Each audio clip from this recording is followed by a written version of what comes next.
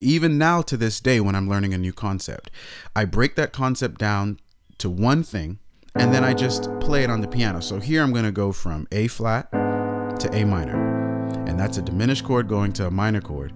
And once I understand that and I see that on the piano, I work on that in all of my keys. Hey everybody, it is Dave in here with Worship Leader Hangout, and man, I really am excited about what we are going to talk about in today's lesson. Now, this lesson is a little bit different, but I think it is crucial in helping you grow as a piano player. And I'm going to begin by saying this. We all have this tendency whenever we are wanting to grow in something to want to reach for whatever is flashy. What I mean by that is this. Me and Chad, we're trying to grow the YouTube channel, right?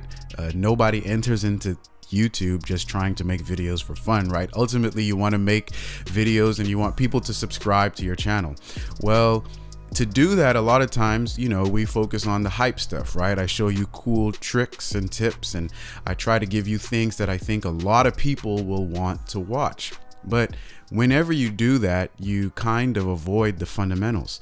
It could be the same with someone wanting to learn, right?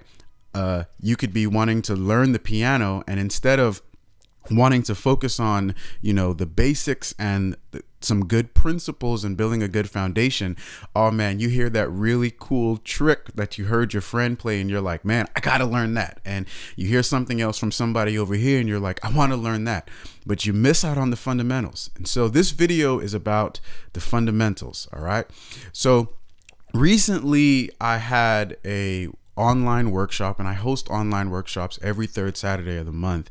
And so if you want to come to one, by the way, just click on the links below and check out my free masterclass below, and then that will put you on my email list, and then you'll get emails about all my free workshops.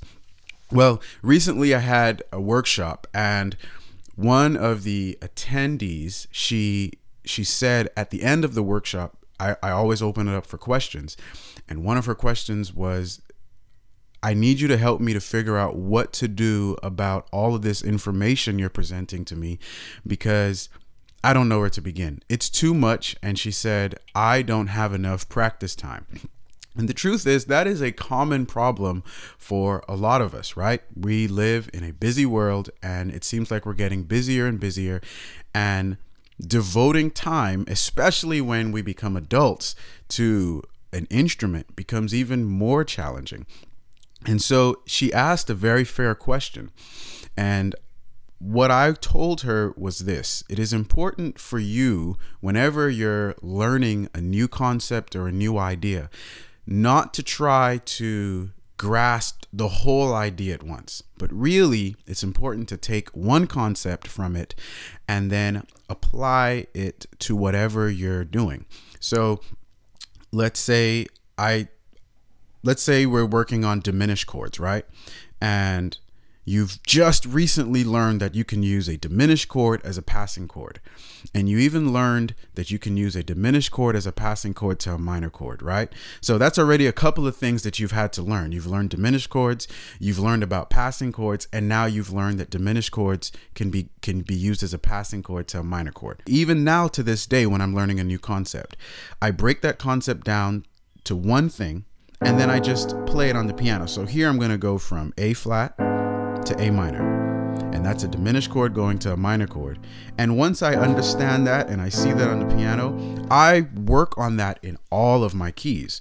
So now I'm going to go from A flat to A minor, B flat to B minor, C diminished to C to D flat minor, D diminished to E flat minor, and so on and so forth, right? I keep working on that on the piano. Once I've mastered that and I have a full grasp of that, I'm using it in my songs, I then realize, oh my gosh, there's a thing called set extensions, right? And so I can add a full diminished chord or an A flat diminished here to an A minor. And so then I'm going to start practicing these full diminished chords going to minor 7 chords, right? And then I'm going to keep going up and down.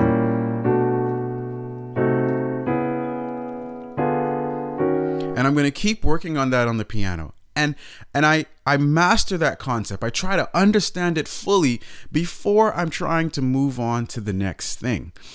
Recently, I got an email from one of my subscribers last night that was trying to work through some 736 gospel progression exercises on the website. And these progression exercises are not for beginners.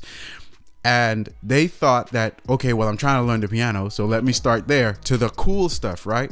But you can't miss out on the fundamentals. And so it's very important for you to take one concept that you're learning from me or from anyone else on YouTube and apply that to the piano before you try to work on the next thing. Okay, like this week you're working on, okay, let me try to read music this week. And then next week, okay, I'm working on passing chords.